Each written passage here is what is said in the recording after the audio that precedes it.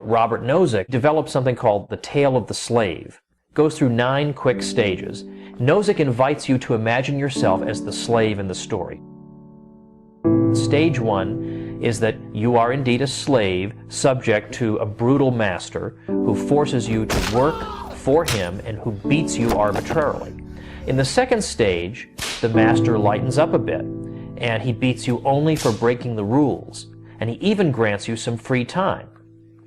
In the third stage, we add the additional dimension that you are one of a group of slaves subject to this master. And this master, based on principles that are acceptable to all of you, decides how goods will be allocated among you. In the fourth stage, you even get some time off. You have to work for the master for only 3 days per week. The other 4 days are your own.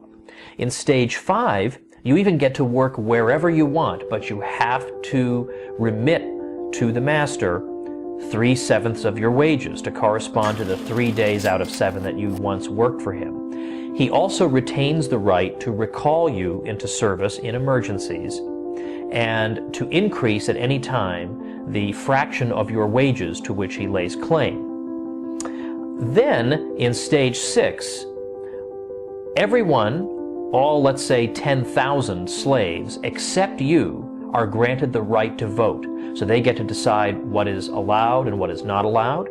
They get to decide what fraction of your wages will be taken away and what outlets the money will be spent on.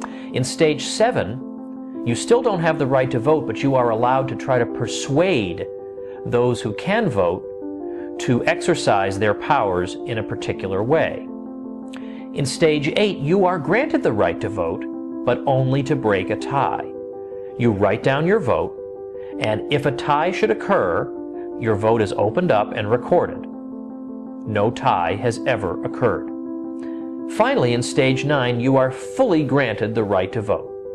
But this simply means, functionally, that as in stage 8, in case of a tie, your vote carries the issue. But there has never been a tie. Nozick's question is this: at what stage between 1 and 9 did this become something other than the tale of a slave? That's the kind of mind-blowing question that makes you rethink everything you've been taught about taxation and society, government. It's the kind of thing that makes you skeptical of government propaganda from that moment on.